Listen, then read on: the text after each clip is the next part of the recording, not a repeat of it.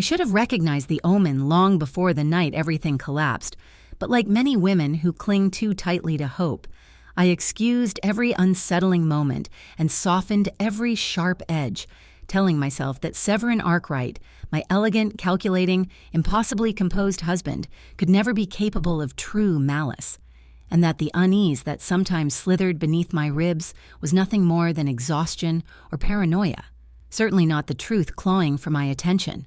For years, I lived beside him as if trapped inside a painting whose colors looked perfect from a distance, but rotted the closer you stood.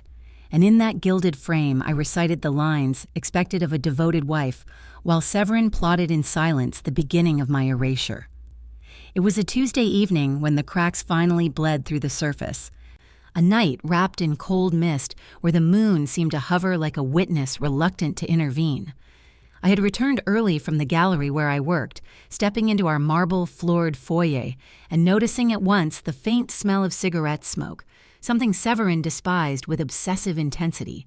He claimed smokers were careless creatures, people who set fire to their own lungs because they were too afraid to confront life without a crutch. And yet there, in our immaculate home, lingered the scent of someone who should not have been there. I followed the faint trail to his study, where the door, usually shut, stood ajar as though someone had left in haste. Inside the room, the leather chair was slightly shifted, a detail Severin would never have tolerated, and on the desk lay a single folded napkin from a bar I had never heard of, marked with a number scrawled in a rough hand. My pulse crawled up my throat as I reached for it, but before my fingers touched the fabric, footsteps echoed down the hall. Severin appeared in the doorway, his expression carved from ice, his tailored coat still damp from the drizzle outside, and though he smiled, it was the kind of smile that made the air colder.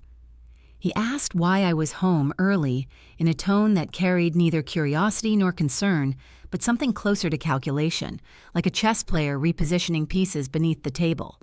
I handed him the napkin, watching closely as his eyes flickered, just for a second before his expression returned to its flawless mask. He claimed it must have been left by a repairman, though no repairman had been scheduled, and when I pressed further, he simply placed a hand on my shoulder, guiding me gently but firmly out of the room as though I were a child wandering somewhere dangerous. That night, he made dinner, a rare gesture that at the time felt like an apology but now, in hindsight, resembled a farewell. The rosemary chicken tasted faintly metallic, and though I dismissed it then, I would later wonder if he had tested something on me, something meant to weaken rather than kill, to observe how quickly my body reacted. I went to bed early, my mind churning with unanswered questions, and when Severin finally joined me, he kissed my forehead with an unfamiliar tenderness, the kind that feels borrowed rather than earned. Days passed and strange things began to appear, like breadcrumbs left by someone unsure whether they wanted to warn me or break me, a receipt for a hardware store tucked into his wallet with a purchase he never explained, a phone call he dismissed before stepping outside to speak in hushed tones, a dark sedan that appeared across the street repeatedly, its driver never exiting. I told myself I was overthinking, that no marriage was without its secrets, that Severin's growing distance was merely stress from work, but deep down, I knew these were not cracks born from fatigue, but from intention. Everything became clear the night I came home to find the house too still, the kind of stillness that felt arranged.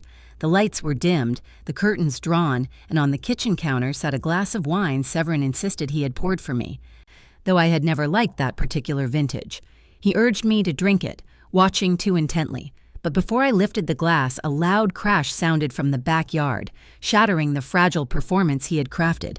Severin rushed to the window, muttering under his breath, and in that moment I set the glass down and quietly stepped back.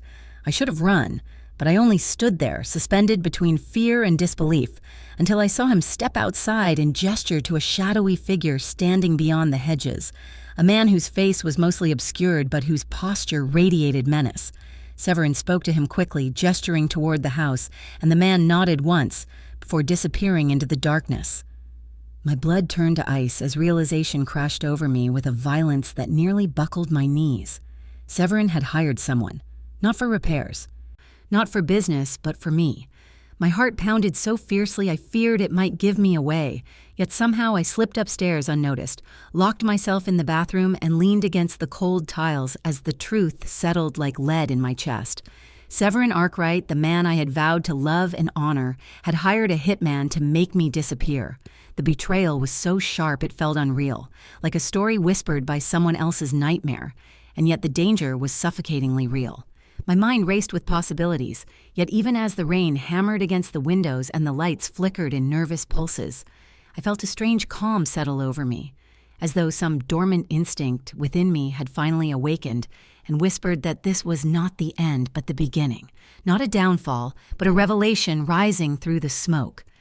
I remembered the first time Severin ever showed a hint of violence, not toward me but toward a trembling waiter who had spilled wine on his sleeve, and how the coldness in his eyes had frightened me, though I pretended it hadn't. That same coldness was now turned fully toward me, and if I did nothing, I would vanish without a trace. I pressed a hand to my chest, grounding myself in the rhythm of my own heartbeat, and whispered to my reflection in the mirror, a vow Severin would never hear. I will survive you. I will outlive you, and you will never see me coming. The moment I whispered those words to my reflection, something inside me shifted, as though the version of myself who had once tolerated Severin's calculated silences and cunning smiles finally stepped aside to let a stronger, sharper version emerge. A woman who had been forged quietly under years of subtle intimidation and carefully concealed manipulation, but was now done shrinking. I moved through the bathroom with a steadiness that surprised even me, wiping away all traces that I had been there before slipping into the hallway where the house breathed with an eerie stillness, the kind that suggests someone is listening behind the walls. I could hear Severin downstairs speaking in clipped, irritated tones on the phone, and though I couldn't make out the words, the low hum of his voice carried a dangerous urgency. As quietly as possible, I stepped into our bedroom, grabbed my small travel bag from the closet, and stuffed inside only the essentials: my passport, a spare phone I had never activated, cash I kept hidden inside a shoebox, and the locket my late father had given me on the night he warned me never to trust men who smiled too easily. Severin's voice grew louder, and I froze when I heard him say my name, the syllables dripping with impatience. I knew then I had minutes, not hours, before he came searching for me, perhaps to urge me again to drink the wine or to stage whatever accident he had prepared.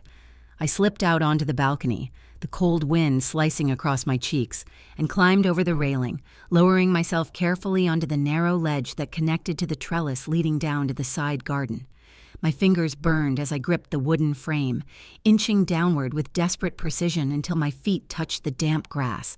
I crouched behind the hedges, watching through the windows as Severin paced across the living room, still unaware of my escape. But the hitman, whose silhouette I had glimpsed earlier, was nowhere in sight, and the uncertainty pressed into my lungs until each breath felt like it might betray me. I skirted along the shadows, heading toward the side gate, and just as I reached for the latch, a voice emerged from the dark, deep, and sandpaper rough. "You shouldn't be out here alone." I spun sharply, my pulse detonating in my chest, and found myself face to face with the hitman. His features were harshly carved, with a jagged scar across his left cheek and eyes so unreadable they looked almost empty. Yet something in his expression held a flicker of hesitation, a crack Severin could never have predicted. I stepped back instinctively, clutching my bag to my chest as he raised one hand, not threateningly, but as if to steady the air between us. "You're supposed to be inside," he said, though his tone lacked conviction. He paid me to take care of it quietly. The words struck me like a violent slap, but instead of crumbling, I met his gaze with a steadiness that startled him. "If you're here to kill me," I said, "do it. But if you have even a thread of conscience left, you'll let me walk away." He stared at me for a long, pulsing second before muttering a quiet curse under his breath. "Lady, you have no idea what kind of man your husband really is." "I know enough," I replied, voice trembling but firm. "Enough to understand he wants me gone, and enough to know I'm done letting him decide what happens to me." The hitman exhaled, a long, conflicted breath, and for a moment I thought he might actually step aside. Instead, he leaned closer, lowering his voice into a tone carved from urgency rather than threat. "If you run blindly, he'll find you in a day, maybe less." He has people watching the airports, the roads, even the hospitals. Whatever he told you your life was, it's worse beneath the surface." I swallowed hard, trying to steady the shaking in my hands. "Then help me," I said. "Not out of kindness, out of self-preservation. If I disappear, Severin won't stop at just paying you. He'll make sure no one can ever talk." His jaw tightened, as though my words had touched a truth he'd been trying to ignore. He stepped back and glanced toward the house, where the lights flickered as Severin began moving from room to room. "I shouldn't do this," he muttered, "but I didn't sign up to kill a woman who hasn't done a damn thing. So don't," I whispered. "Walk away. Let me go." He hesitated again, then finally gestured toward the back fence. "2 streets over, there's an alley that leads to the station. If you move now, you can catch the last regional train. After that, I can't help you." Relief surged through me so quickly I almost collapsed, but I managed a nod of gratitude before slipping past him, my heart hammering in frantic, uneven bursts. I moved through the darkness with the precision of someone being reborn in the middle of her own destruction, scaling the fence and dropping onto the pavement with a muted thud. The cold night air cut through me like a blade, but I welcomed it, letting it carry me forward as I sprinted down the quiet street, the hitman's warning echoing in my ears. I reached the narrow alley just as a car engine roared behind me. I ducked into the shadows as Severin's sleek black sedan sped past the intersection, his silhouette visible through the windshield, rigid, enraged, and searching. He knew I was gone, and he wouldn't stop until he erased every trace I existed. I ran harder, my lungs burning as I reached the station where the last train of the night rumbled quietly on the tracks. I boarded moments before the doors slid shut, collapsing into a seat as the train lurched forward, carrying me away from the life I had built on lies and into a future carved from fear, courage, and the raw instinct to survive. As the city lights blurred outside the window, I pressed my hand against the cool glass and whispered again the promise that had ignited everything. "I will survive you, Severin, and one day you will learn what becomes of men who underestimate the women they try to destroy." The train rattled through the darkness with a rhythm that felt almost hypnotic, yet no amount of motion could quiet the storm inside my chest as I sat alone in the dimly lit carriage, gripping the straps of my travel bag as though it were the only anchor left in a world that had shifted without warning beneath my feet. Outside the window, the city lights dwindled into scattered glimmers swallowed by trees and open stretches of land, and with each mile that pulled me farther from Severin, a strange mixture of terror and liberation braided itself through my veins. I should have felt safer, but the hitman's warning lingered in my ears like a prophecy.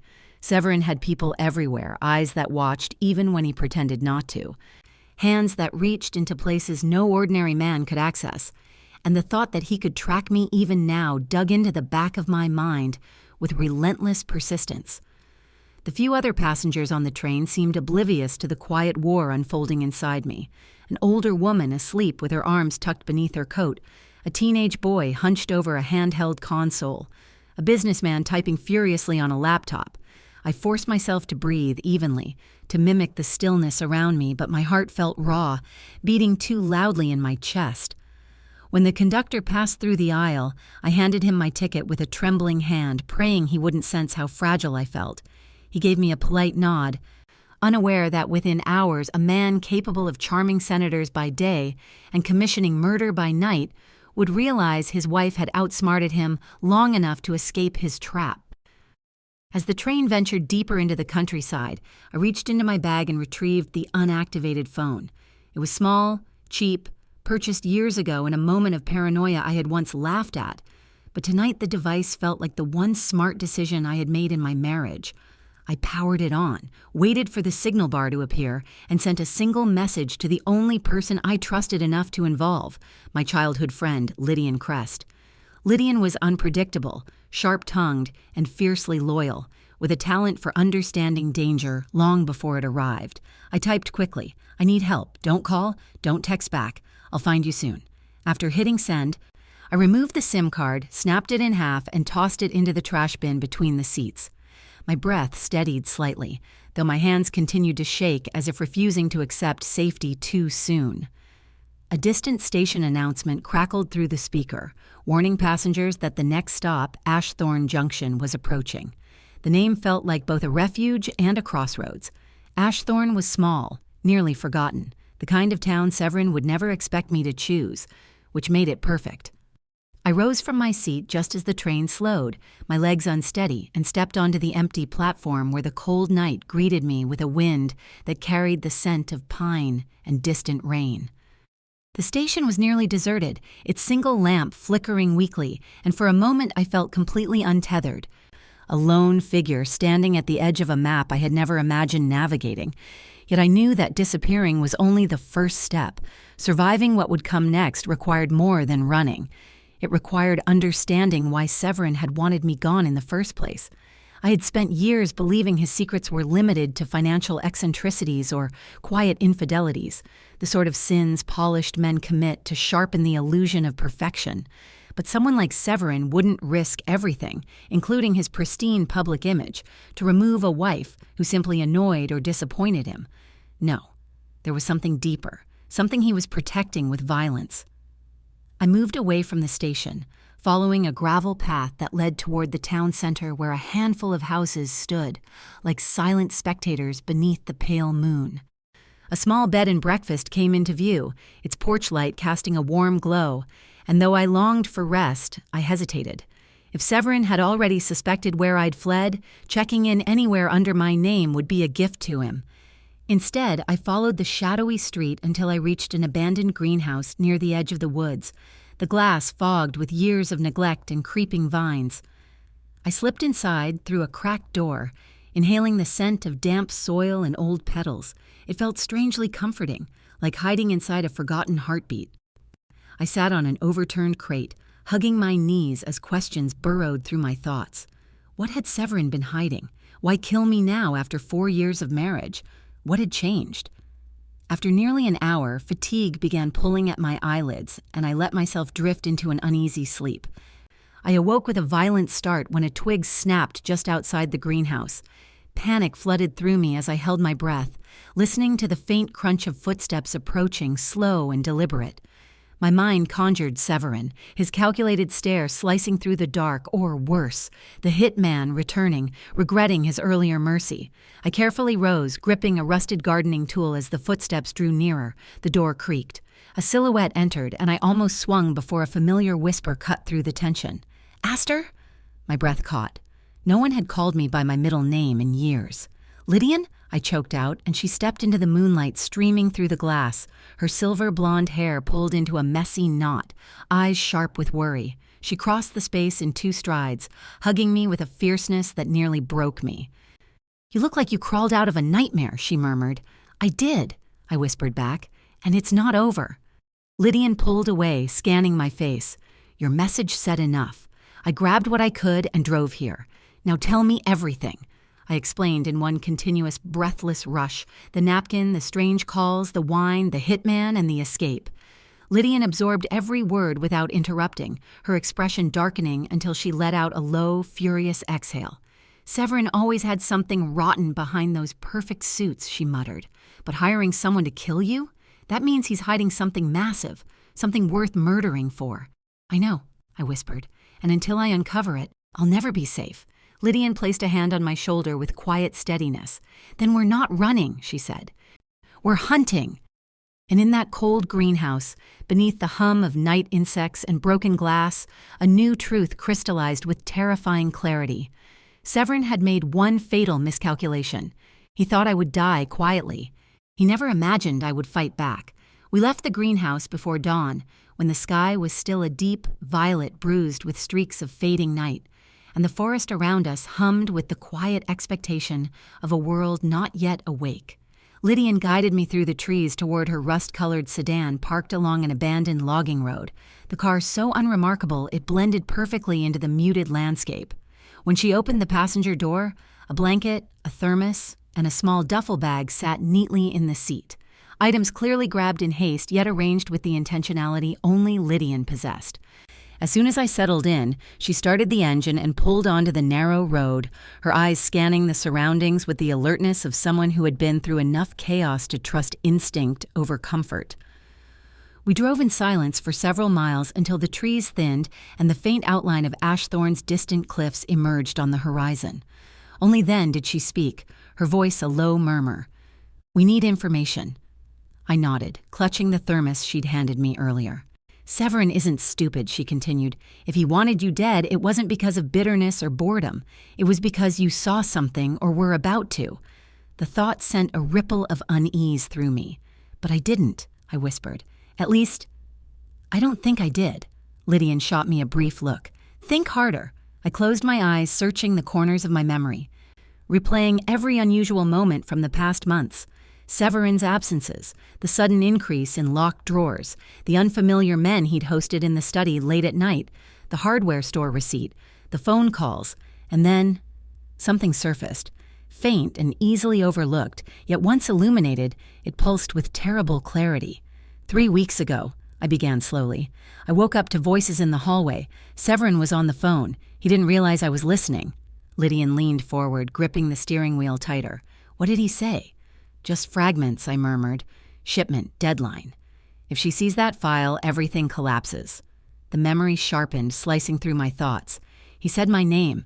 He said I was getting too curious." Lydian swore under her breath. "There it is." "But I wasn't investigating him," I insisted. "Well, I wasn't snooping. I didn't even know what file he meant." "Doesn't matter," she replied. "Paranoia is second nature to men like Severin. They destroy potential threats before they become real ones." A cold nausea spread through me. Then he didn't want a divorce. He wanted insurance. Exactly. We drove another hour before stopping at a tiny roadside cafe, its windows fogged and its neon sign flickering. Lydian insisted we sit near the back where no one would overhear us. I kept my head down while she ordered 2 coffees and a plate of toast. Only when the waitress walked away did Lydian pull a notebook from her bag. "We need to list everything he's involved in," she said. "Patterns, people, places, anything you remember." As I recounted details, she sketched connections with swift precision, names of Severin's associates, locations he frequented, odd exchanges I had once dismissed.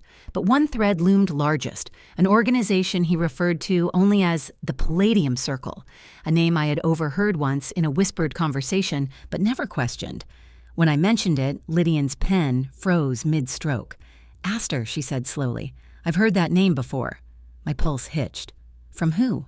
"A client I helped 2 years ago. She claimed her ex-partner was dealing with a private syndicate that manipulated government contracts and erased anyone who threatened exposure. She called them the Palladium Circle." A chill crept up my spine. "You think Severin is part of that?" "I think he's deeper than you realize." Just then, the bell above the cafe door jingled. Instinctively, I stiffened, lowering my gaze as 2 men entered, broad-shouldered, dressed in dark jackets, speaking in low voices. Lydian glanced at me, eyes narrowing. "Stay calm," she whispered, but my nerves were already splintering. One of the men approached the counter while the other surveyed the room. His gaze swept past us at first, then slowed. My heart juddered as his steps shifted in our direction. Lydian casually slid her hand across the table, gripping mine beneath the surface. "If they're Severin's," she murmured without moving her lips, "we don't panic, we improvise." But before the man reached our table, the waitress called out his order.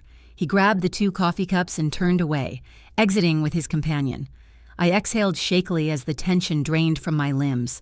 "We can't stay in public places long," Lydian said. "Not until we know how far Severin's reach is." After paying, we left the cafe and drove toward the coastline where cliffs towered above the ocean. The waves crashed with a violence that mirrored the storm inside me. Lydian parked at a secluded overlook and killed the engine. "Astor," she said gently, "you need to prepare yourself. When men like Severin feel threatened, they don't stop at hiring one hitman. They escalate."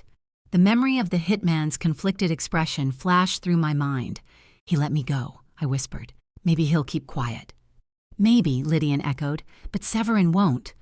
I walked to the cliff's edge, staring at the churning sea below. Everything I had ever known, my home, my marriage, my routine, my certainty, had been stolen in a single night and replaced with a labyrinth of danger. I closed my eyes, letting the wind whip through my hair. When I turned back toward Lydian, a new steadiness had taken root inside me. "If Severin wants to destroy me," I said, "then I need to become someone he never learned to fear." Lydian's lips curled into a sharp, approving smile. "Then we start with the one advantage you have that he doesn't." "What's that?" I asked. "The truth," she replied, "and the fact that he still thinks you're running blind." A crack of thunder rolled in the distance, low, ominous, promising the beginning of something vast. And standing there on the edge of the roaring sea, I understood with startling clarity that Severin had made a fatal error the moment he underestimated me, because I wasn't just running anymore. I was coming for answers.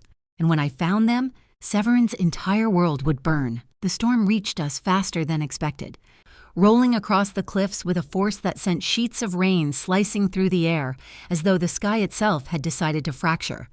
Lydian and I sprinted back to the car, soaked within seconds, our hair plastered to our faces as the wind howled in a voice old enough to rattle the bones of the earth. Once inside, she cranked the heater and swung the car back onto the narrow road, the headlights cutting through the downpour with only a faint glow. For a long moment, we drove in tense silence, the storm hammering the car roof like a warning we couldn't afford to ignore. "We need somewhere safe and off-grid," Lydian said finally. "Someplace Severin wouldn't think to check. Do you have something in mind?" She hesitated, which was unusual enough to make my chest tighten. "There's a hunting cabin," she said slowly. "Deep in the Wraith Pine Reserve. It used to belong to my uncle before he passed. Isolated, no electricity, no cell service, no neighbors for miles." "Sounds perfect," I said. "What's the catch?" Lydian exhaled. "It's not exactly in the best condition, and the area has a reputation." I arched an eyebrow. "What kind of reputation?" "People go there to vanish," she muttered. "Some on purpose, some not." For a moment, I simply watched the rain streak across my window, the water blurring the world outside into a swirl of gray. "Well," I said finally, "I guess I'm already halfway to vanishing." Lydian cracked a grim smile, then accelerated. The drive felt endless. Winding roads, dark forests, the storm's relentless fury. And with each passing mile, I felt the weight of my old life slipping further behind me. When we finally reached the entrance to Wraithpine, the forest loomed in towering silhouettes, the trees so dense they swallowed the light from the headlights. The rain soaked the earth until mud splattered the sides of the car as Lydian maneuvered down the barely visible path. After another 20 minutes, the cabin appeared through the darkness like a solitary memory.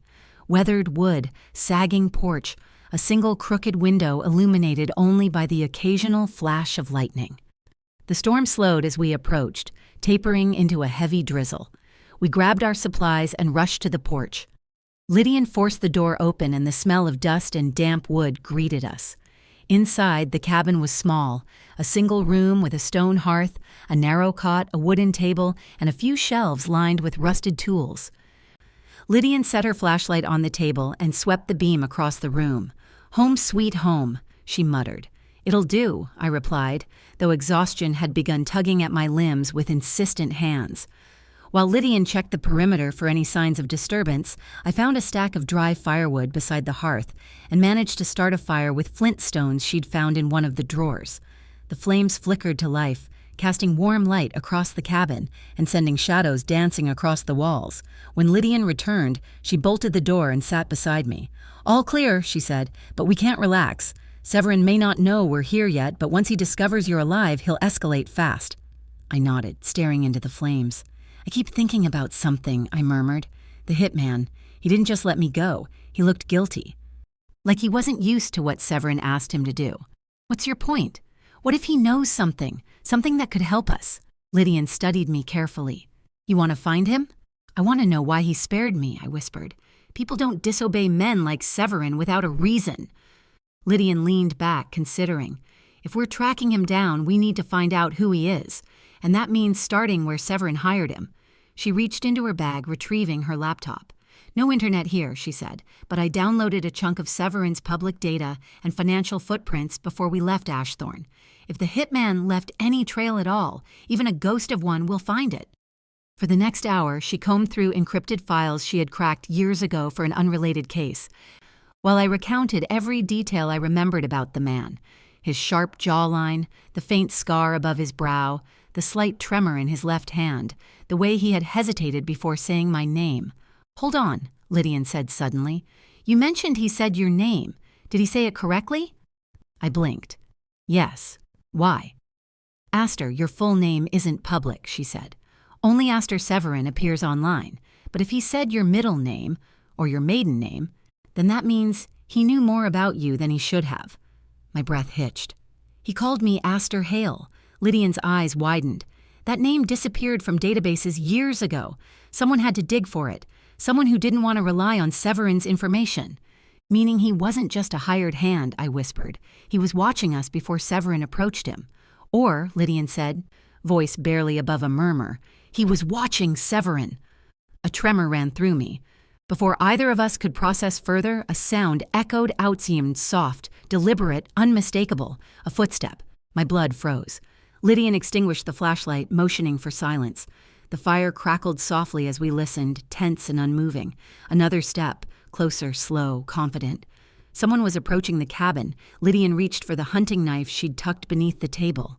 I grabbed a fire iron from beside the hearth. The footsteps stopped just beyond the door. We waited. A voice seeped through the wooden frame, quiet, strained, familiar enough to make my heart lurch. Aster, it murmured, I know you're in there. I swallowed hard, every muscle in my body tightening. It was the hitman, the man who was supposed to kill me, the man who spared me. And now he had found me in the one place Severin shouldn't have known existed. Lydian's fingers brushed my arm in warning, but it was too late. My pulse had already begun hammering with a revelation more terrifying than the storm outside. He hadn't tracked me, which meant someone else had told him where I was. Naomi's life had shifted into a rhythm she never imagined possible. The nightmare orchestrated by Julian, the hitman, and the network of dangerous men had left scars that went beyond the physical. She woke each morning in the safe room provided by Detective Jones, the walls still cold, the air still heavy with a sense of caution. Yet each day she felt a tiny spark of control returning. Months of surveillance, covert operations, and painstakingly gathering evidence had brought her to this final stage. But the complexity of the conspiracy had kept her tense, alert, and constantly calculating. Today, however, felt different. Today she had a plan that could not fail. She reviewed every detail in her mind as she prepared a small, unassuming bag with her essentials: phone, charger, notebook, and a small recording device disguised as a pendant. Every item had its place, every action rehearsed to perfection. She glanced at the cameras discreetly embedded in the room. They were necessary, yet they also reminded her of the fragility of her position. Any mistake, any hesitation, could tip the scales against her. As she left the safe room, Detective Jones was already waiting in the van outside. His expression was grave, but tinged with pride. "Are you ready?" he asked, adjusting the earpiece that connected her to the surveillance team. Naomi nodded, her jaw tight, her eyes fixed on the horizon where the warehouse lay concealed behind the trees. The location had been identified by Leo, the informant who had risked everything to infiltrate Duke's circle, and the intelligence suggested that this was the final meeting of the network. Julian no longer a direct threat, but Albright and other shadowed players now consolidating power. "Remember," Detective Jones continued, "you stay inside the vehicle until we signal. We cannot afford to expose you prematurely. This is bigger than you, bigger than any of us individually." Naomi inhaled deeply, her heart pounding but her mind sharp. She knew that years of training, observation, and the meticulous gathering of evidence had prepared her for this moment. The van approached the hidden observation point, a ridge that gave them a clear line of sight while remaining undetectable. Through night vision cameras, Naomi could see movement inside the warehouse. Duke's men, some faces she had memorized from previous encounters, now bustling in preparation, oblivious to the watchful eyes monitoring them. Albright's silhouette emerged, taller than she remembered, his posture rigid, radiating authority. Beside him, a woman with familiar gestures confirmed her fears. Her mother, Adrienne, involved deeper than even she had anticipated.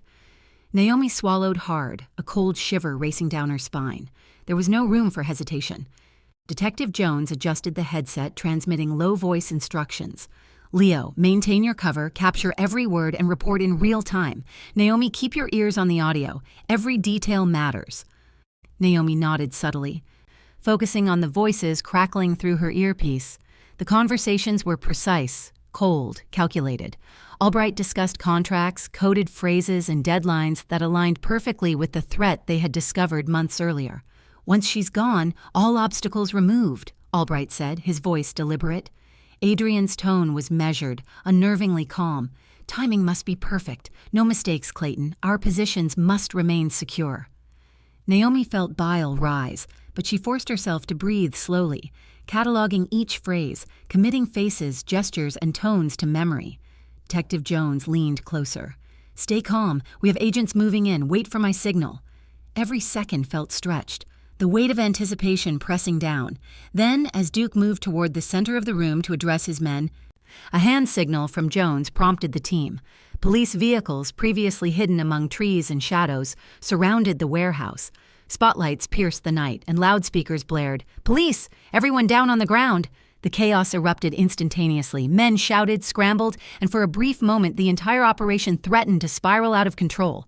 Shots rang out, echoing through the night, but the agents, trained and prepared, subdued each threat with precision. Naomi's heart raced with every word transmitted from Leo, reporting the arrest of Duke, Albright's men, and her mother's accomplices. When silence finally returned, the agents had detained every member of the network, confiscating documents, hard drives, and phones filled with evidence of corruption and conspiracy. Naomi remained in the van, watching every move through the monitors, her mind racing but focused on the culmination of months of danger and strategy. The final confrontation awaited her. Detective Jones turned to her with a nod. "You're clear, but now it's time. Do you want to face them?" Naomi swallowed hard. She had dreaded this moment, yet knew it was inevitable. "I need to," she whispered, her voice steadier than she expected. They moved together into the secured interrogation area. Duke, now handcuffed, looked up with the same mocking expression he had always worn, as if her presence alone amused him. "You think catching us ends it?" he sneered. "No idea what you've started. You're in far deeper than you imagine." Naomi stared at him unflinchingly. "I know exactly what I've started, and I know that justice will reach every one of you," she replied. Her voice controlled, yet full of the fire that had kept her alive. Albright was brought in next, calm but with a tension in his jaw that betrayed him. Naomi studied him, committing every line, every expression to memory for the official record. When her mother was brought in, Naomi felt a twist of betrayal and grief, but she steadied herself. The words she had prepared over months crystallized. "All of you," she said, voice unwavering, "planned to destroy my life. You underestimated me. You underestimated what I would do to survive. This ends now." The interrogations were tense, meticulously recorded for court, the evidence irrefutable. Naomi listened as Albright and Adrienne attempted to justify, manipulate, even intimidate, but she remained immovable. Detective Jones observed silently, nodding slightly at her composure.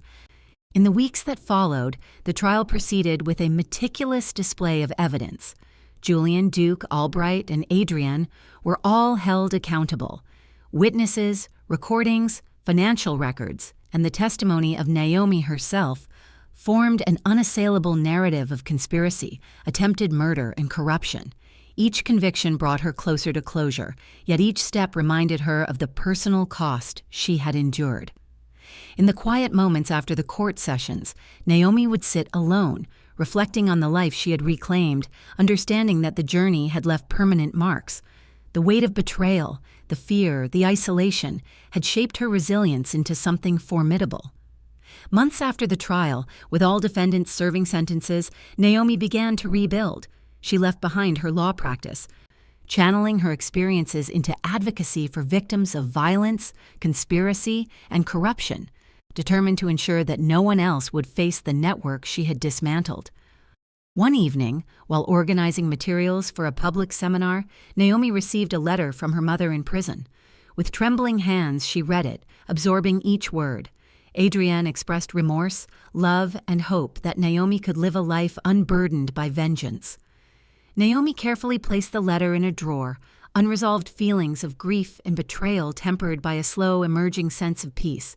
She understood that forgiveness was a choice, and hatred would serve no purpose. That night, gazing at the city lights from her new apartment, Naomi felt a quiet strength settle over her. Her life had been irrevocably altered, but she was determined to build something new, better and just. Her survival was proof that even in the darkest of schemes, intelligence, courage, and persistence could prevail. She took a deep breath, letting the city's hum fill the room, and felt for the first time in months that she could truly begin again. Did you like the story? And which city are you listening from? Let's meet in the comments. Thank you so much for your sweet support. I'm looking forward to your comments on this story. On the screen, you can see 2 new life stories that I highly recommend. There's so much more on my channel. Don't forget to subscribe. See you in the next life story. With love and respect.